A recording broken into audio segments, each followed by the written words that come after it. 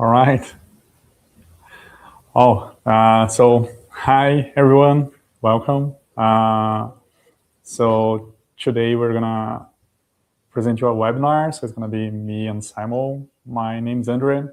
I'm Exati's CTO, and I'd love Simon for you to introduce yourself as well. Yeah, hi Andre. Yeah, my name's Simon Dunkley. I'm the Secretary General of the TALQ Consortium. Amazing. Yeah. So the idea today is that we're going to talk about how can we actually scale smart city and like what are the challenges and the solutions for like a vendor neutral infrastructure. So how we can actually scale in a proper way that doesn't leave the municipality hanging in the end.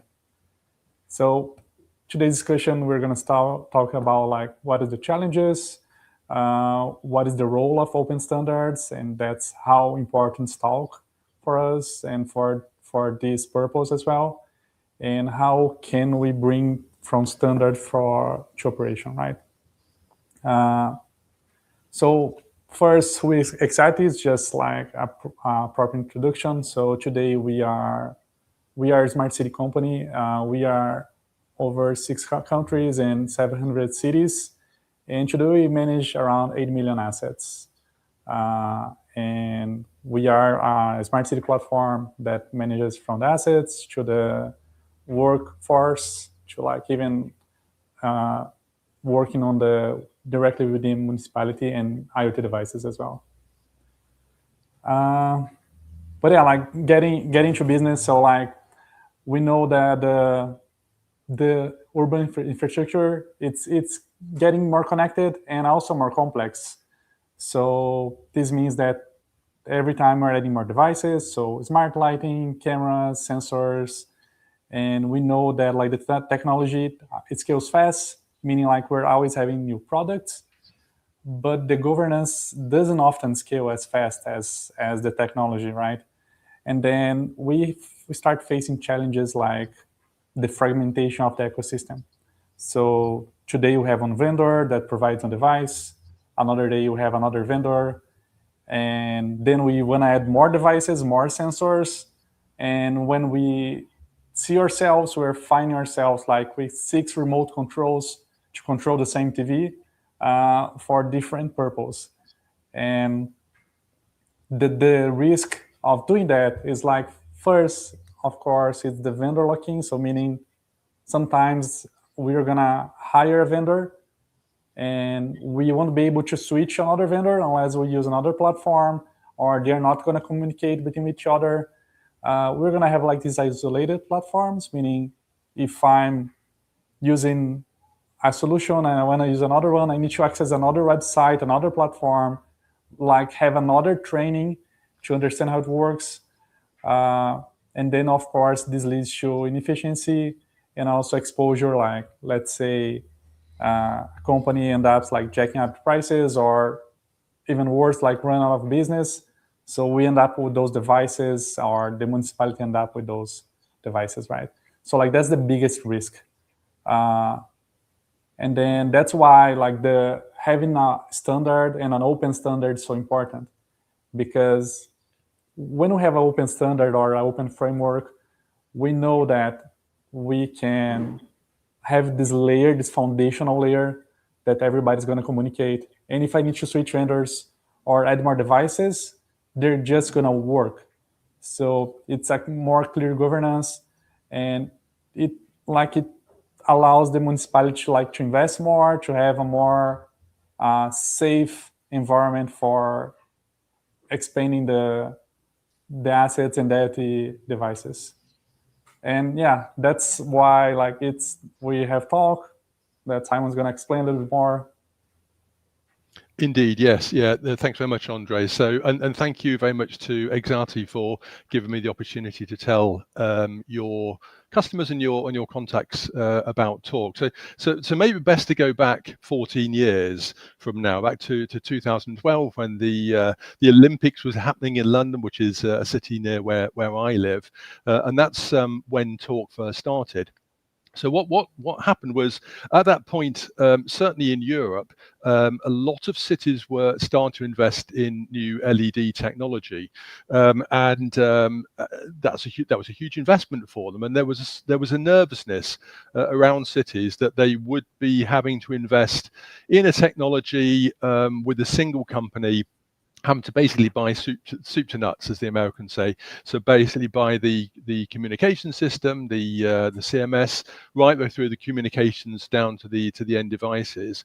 And what we found, that there were a lot of cities were reluctant to do that. And we found that the investment that we had anticipated that would be associated with the energy savings associated with energy lights weren't happening. And we spoke to customers and understood what their problem was. And the problem was lock-in to a single technology, as well as scalability as well. So what we did is we set up the TALQ Consortium then, and essentially introduced this concept of a TALQ interface, which you can see in the diagram in the center there, which is a technical interface. It's an HTML interface, but it's really, to be quite honest, it's an artificial interface introduced in there to solve this business problem. So the idea is that now cities can go to the market and they can say, okay, we would like to invest in this technology, but we don't want to necessarily buy from a single vendor. And so depending on how they set up their tender, they could buy the CMS north of the line from one organization, and then buy the rest of the infrastructure, the communications infrastructure, down to the lights from another company. So that means that they're not sold into a single organization. And the other benefit that you've got from that is, if you find sometime down the line, maybe 5 years later, you realize that maybe one of those components is not working for you, you are not locked into even that half of the solution, because you've got this standard interface that's in there. It means you can swap out either side. So that gives cities a lot more confidence that they can make this really quite significant investment into this sort of technology. So what is the technology? So as I say, it's an interface there. It's an HTML API interface in there, and it's bidirectional. So basically, we can send communication messages, obviously, down to end devices, and we can switch lights on and off.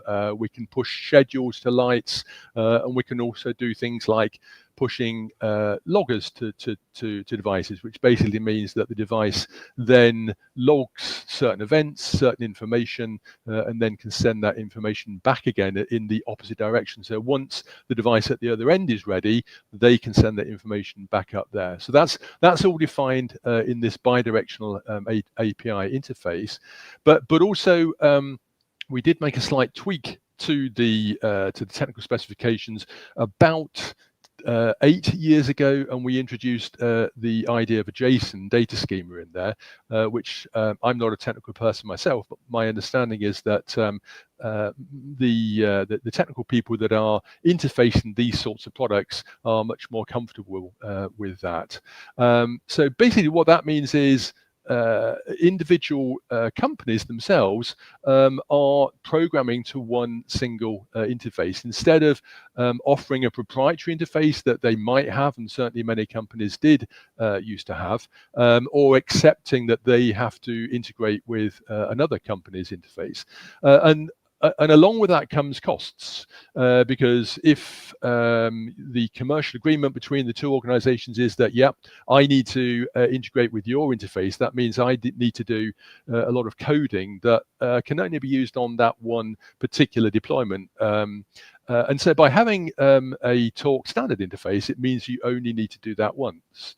And I know for my organization, I work for another member company, and I know at that time we were supporting something like 10 different interface protocols between the equivalent of CMSs and the networks. And now we only offer one, so it's saving us within our organization a lot of money as well. But the main benefits obviously accrue to the cities, because we've introduced this idea of the interface between the CMS and the gateway.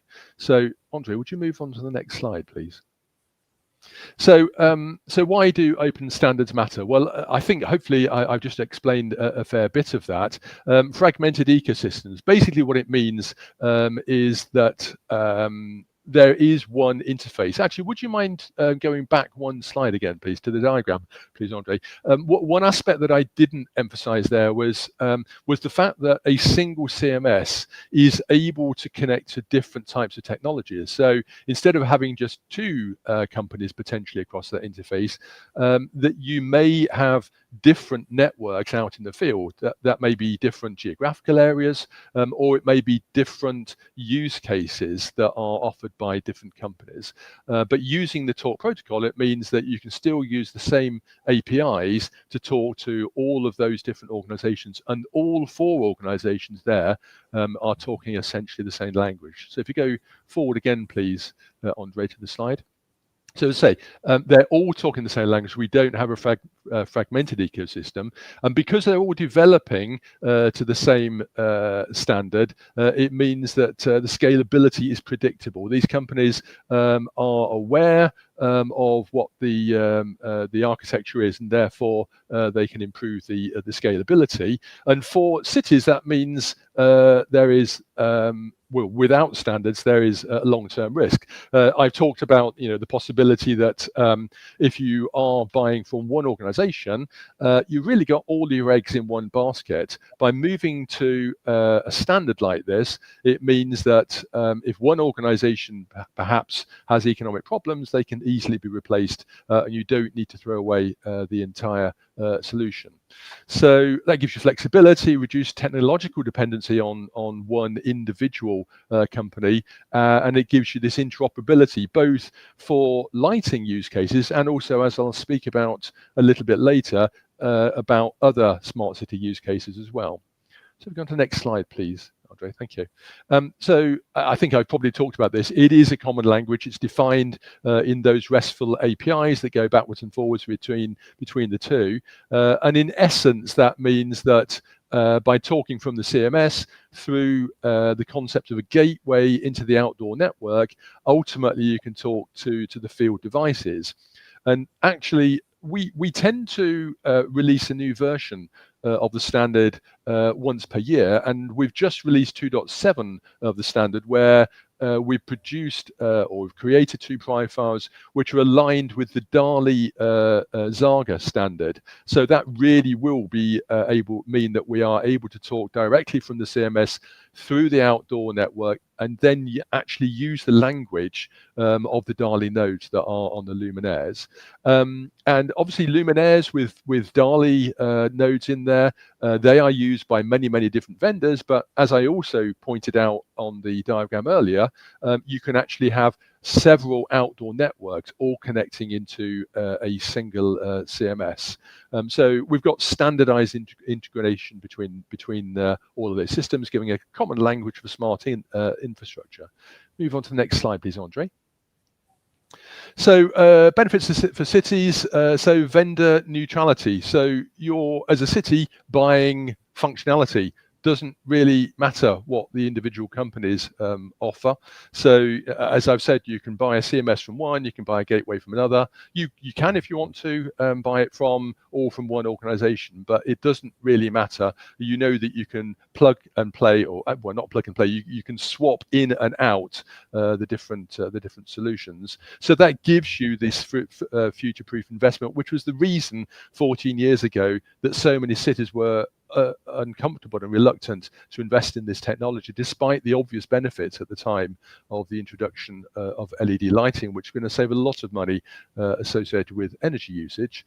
It's scalable and it reduces the long-term risk. So as the line says, open standards create structural resilience for your organization as a city or a utility that's rolling this sort of technology out. Then move on to the next slide, please, Andre. So as I've hinted earlier, we started off with lighting. So there were 10 leading lighting manufacturers that set up TALQ. But since then, we've recognized that the principles that are embodied within TALQ are applicable to many other smart city type applications. And in fact, in reality, many smart city applications do hang off of the technology that's associated with lighting. So typically, once you've got those lights out there that are able to communicate via whatever communications technology you use back to the head-end system, you could then use those to have sensors for other applications. And again, our partners, Zaga, they define the concept of different interfaces on there, which allows sensors from other technologies to be used. So, for example, smart parking, smart traffic sensors.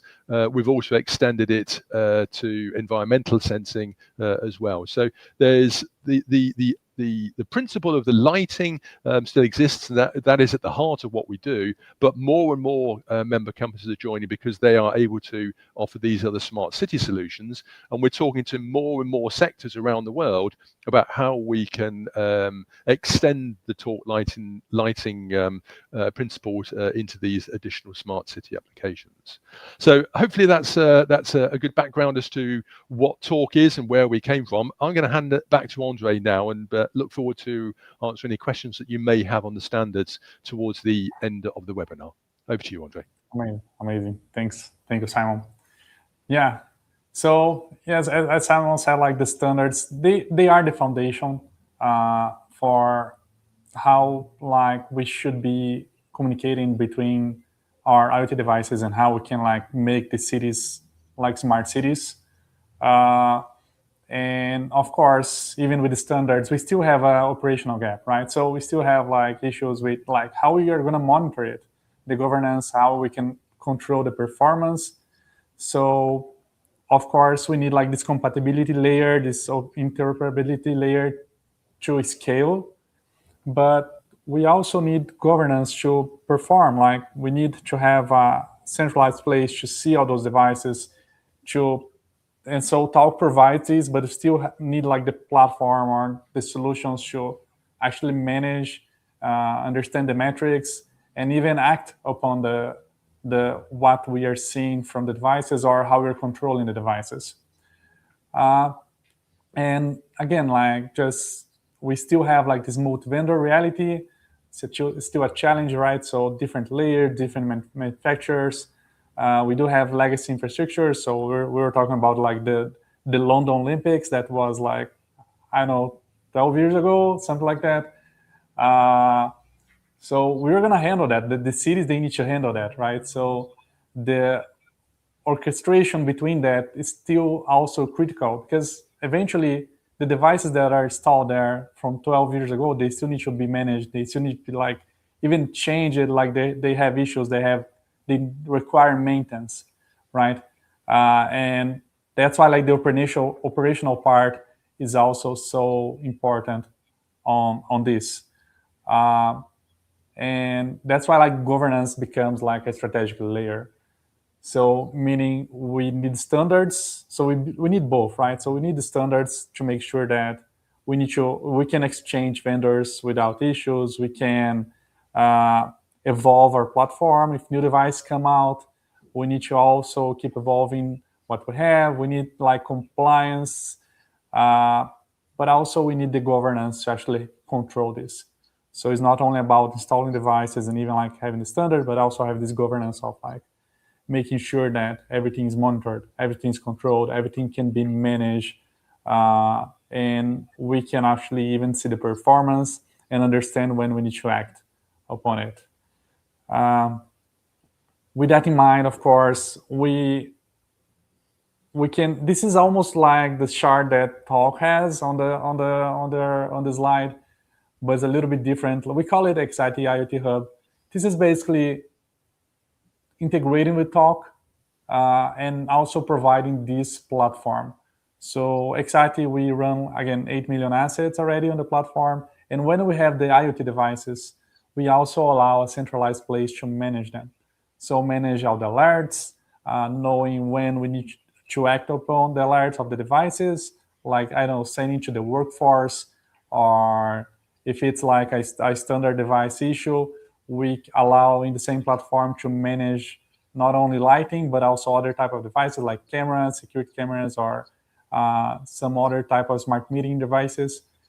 So the idea of the Exati's IoT Hub is to be, when we saw that chart from TALQ that we're connected to a lot of devices, it's actually to be able to be the CMS, or not only the CMS, but like the operational layer on those devices that we are talking through TALQ.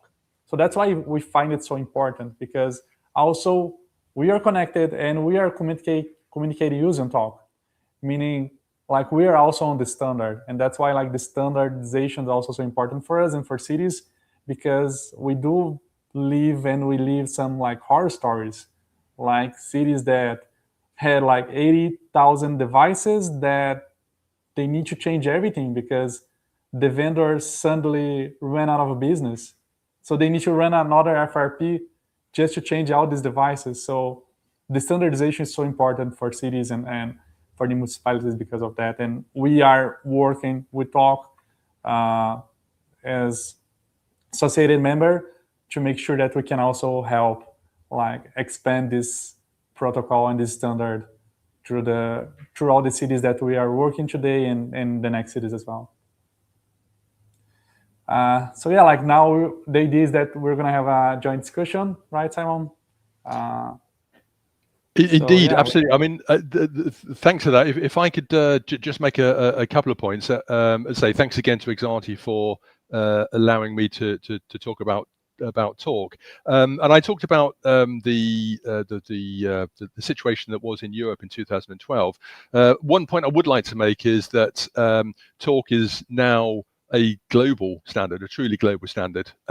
We are in every continent on this earth. We've got over 80 member companies now, and 70 odd certified products as well. So if you go to the TALQ website, then you can have a look in there. You can see who the members are, and you'll see Exati there, and you'll also be able to see all of those products that are certified as well.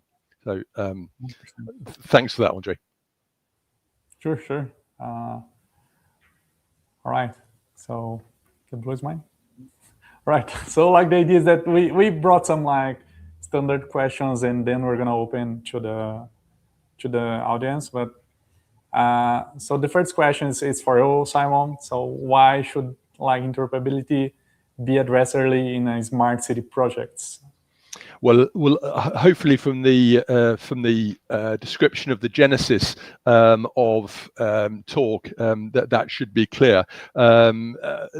Before TALQ existed, cities were just nervous about making any sort of move towards investing in things. And now that TALQ is available, now that you know that you have a standard which allows you to send information in a standard way backwards and forwards and commands between two cities, between two organizations and two products, then you know that that's going to work, and you know that you have that you are future-proofed as well. And so that's something that needs to be determined right from the start. So you need to make sure that you understand the standards that are being used in your project. And that's not only the TALQ standards, there will be other standards that you might want to use as well. I talked about DALI and Zaga earlier as well. So you need to do that.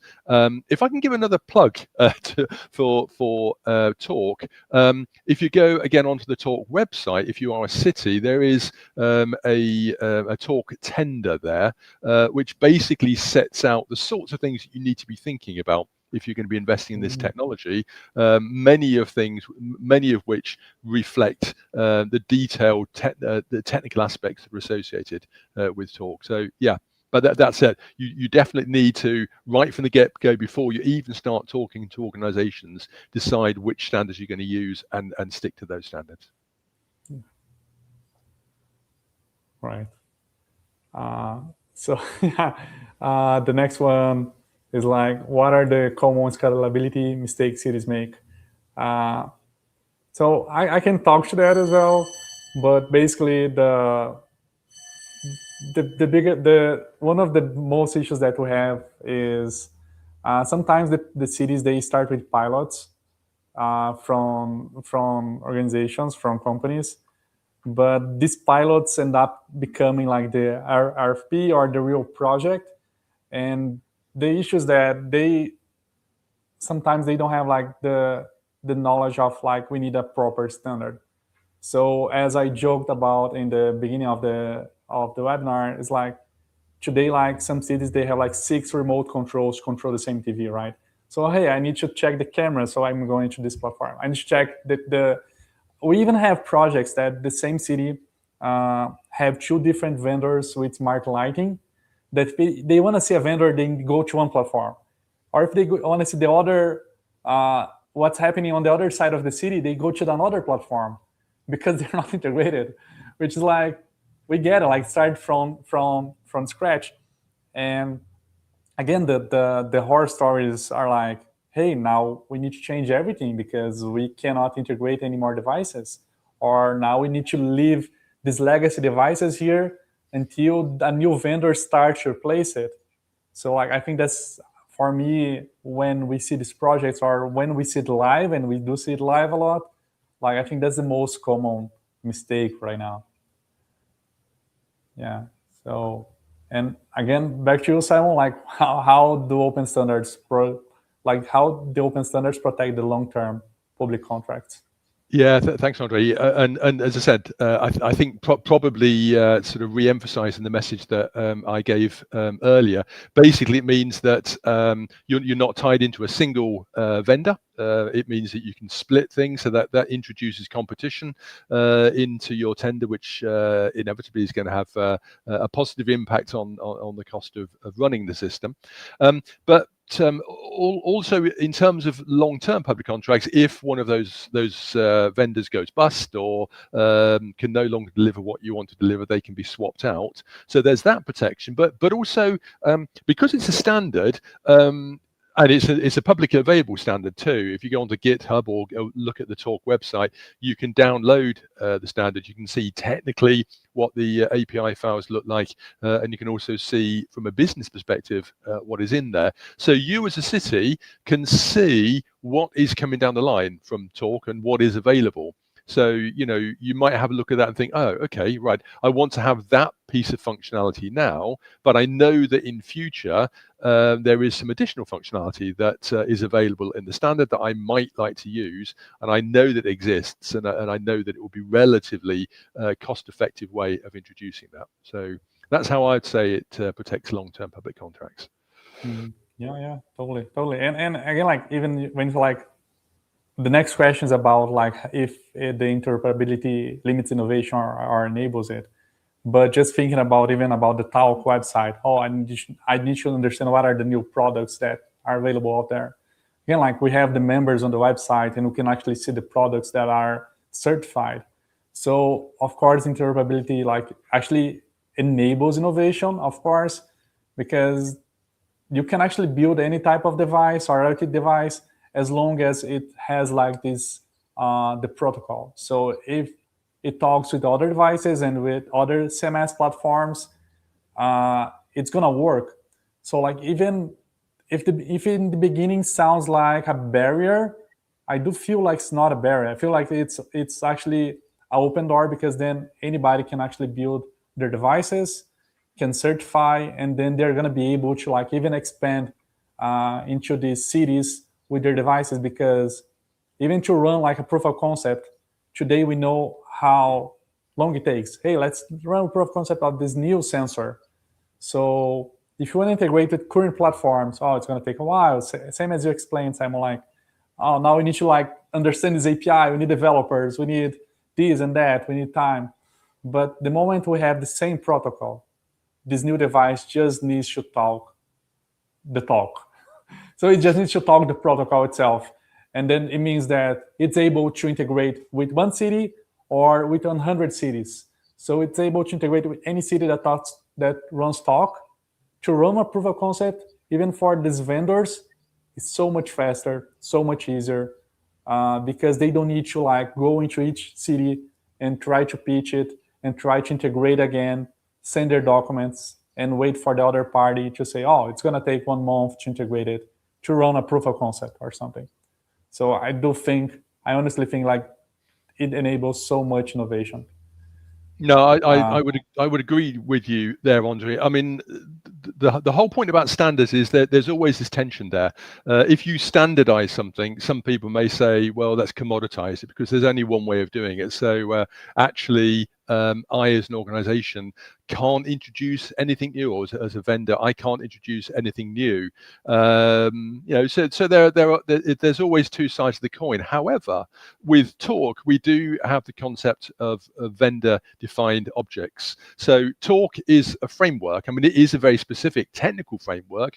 And if you want to do the basics of lighting and actually some very sophisticated aspects of lighting, then all of the tools are there. However, you can use that same framework to extend it within one particular deployment. And what we encourage our members to do is to do exactly that. Come up with new innovations, implement it. If it works, if cities and utilities like that, then we then encourage them to put that into the standard at a later stage. So yeah, I'd say TALQ solves that problem of standards causing commoditization by still offering the possibility for there to be innovation through that particular mechanism. 100%. Yeah, we are working on projects here that are like security cameras right now, and we are introduced TALQ to our partners, so we can still manage the cameras, and it's going to be meaning they can actually expand to even to other cities here in Latin America, and it's all through the same protocol. So it's like the time to make integrated into a solution is so much faster. And yeah, and again, TALQ is really open to suggestions, always new versions. So you said 2.7. I know that we are in 2.5 right now, going to 2.6, but it's always like there's something new. It's not like a protocol that's going to be living there and stay the same as it was like 10 years ago, which is like pretty nice. Yeah. All right. So right now, the idea is some Q&A questions. So let's see how it works. All right, are public tenders already require interoperability? Yeah, I'll jump in on that one. Yeah, they certainly are. We are aware of many tenders, certainly in North America and Asia and Europe, are requiring TALQ specifically for this, interoperability obviously, but are requiring TALQ. I'm not so sure about South America, and it's not always so easy to get hold of these tenders. Our member companies don't necessarily want to share tenders that they've got with their competitors, but we are aware that an ever greater number of tenders do require TALQ, and it's quite clear from the growth that we're seeing of the number of companies that are joining TALQ. We've seen a steady rise, a quite significant rise actually, over the past 10 years. So yeah, I think it's events like this and all the great work that our promotions work group does that is convincing cities that having TALQ in there and having other standards in there is a way in which they can introduce all the safeguards that Andre have talked about on this call. Yeah, and I can talk about Latin America. It was not so common in the past. We are starting to see now public tenders requiring this type of interoperability. We are even like working some proof of concepts of like cities that already have like IoT devices that they want new ones, and their requirements are going to be like, hey, like to run it, you need to run with TALQ. So like we even are working on some Latin America cities, like, and this can becoming a tendency, which is great actually. Cool.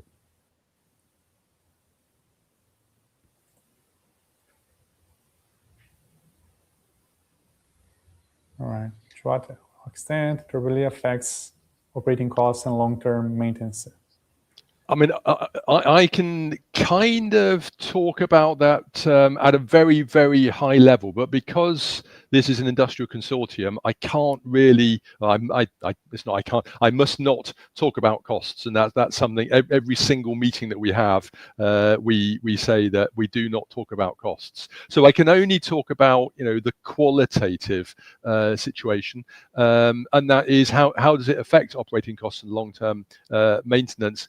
Basically, it means that if something needs to be done on a system, it doesn't need to be done several times. If I've got a vendor that's got, I don't know, 10, 15 different deployments around the world, and something needs to change, you only need to change it once rather than 15 times. So in that way, it would reduce costs. But I can't talk about actual monetary terms, I'm afraid.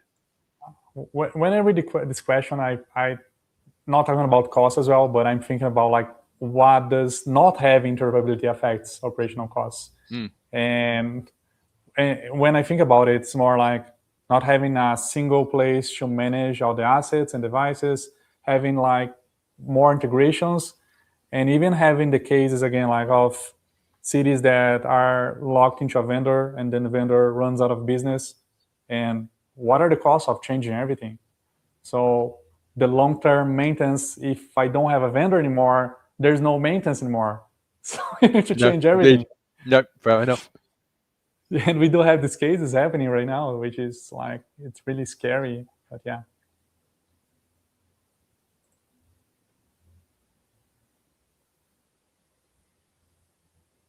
All right, how should we deal with legacy systems that were not designed to interoperate but need to continue functioning? Wow. That's a good question, and I think it's a difficult problem. I'm afraid. As I said at the start, the TALQ interface is in essence an artificial interface in there. I mean, it's a very important from a commercial perspective interface, but it is artificial. So if you do have a system that is soup to nuts from the CMS right the way down to the end that does not have TALQ in there, to be honest, it's going to be kind of difficult to break that out. You would have to talk to your vendor and decide how you want this to work. I mean, I'm assuming the question means that somebody wants to make changes there, because if you're not making changes, and so by those changes, I assume they're talking about introducing maybe another communication system in there, which itself would present an ODN, a gateway interface up to CMS. So at that point, you'd have to go to your legacy vendor and get them to implement the TALQ CMS interface looking down into that new ODN. So it wouldn't be easy, I'll be quite honest, under those circumstances. 100%, totally agree. Yeah, again, we saw that happening. So some of those, let's say this vendor that ran out of business, hey, there's nothing to do about it.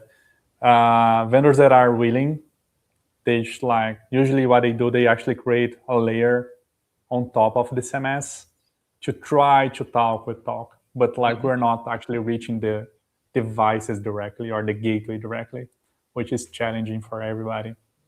Yeah, but I think it underlines the fact that when you're deploying one of these things now, you need to be thinking about standards right from the get-go. Yeah, exactly. All right. Well, so this was the last question I had. Oh, all right. So actually we have one more. Let's see. So is there resistance in the market adopting open standards? Depends what you mean by the market. The market has two sides. There's the customers that want to have open standards, and there are vendors that want or don't want open standards. Again, it's kind of touching on commercial topics, so I can't say too much, but I've never known a customer say, no, I don't want a standard. Vendors, they might decide that they would prefer to stick to a proprietary system, and if that's so, well, and they can convince cities investment in that proprietary system is worthwhile, then, well, all power to them. But I don't really see any evidence of that. And the fact that the number of industry members in TALQ is growing all the time suggests that it really has been embraced by industry as well. Yeah, that's true. Yeah, and again, same sentiment. Like, we do feel sometimes resistance from some vendors, right? Not all. A lot of them are open to it, but like the cities, they're starting to require it, meaning like the vendors that actually start adopting the open standards, they actually have an opening on those cities, which is great for all vendors, right? So it should be seen as an enabler for every vendor, and not like something that's gonna take away their market. Because then, if we, again, the moment you have a city running TALQ in their foundational level, in the smart city level, a vendor to enter that city is so much easier, because they just need to have a thought. They just need to be certified. So it's easier. It makes the barrier, the entry level barrier, a little bit easier for everybody. Absolutely. All right. So, looking forward to development of smart cities on Latam. What is the growth perspective of smart cities Latam in the next few years? Wow. Not one I can talk to, I'm afraid, because it's commercial, I'm afraid. So if you want to take that one, Andre, over to you. Yeah.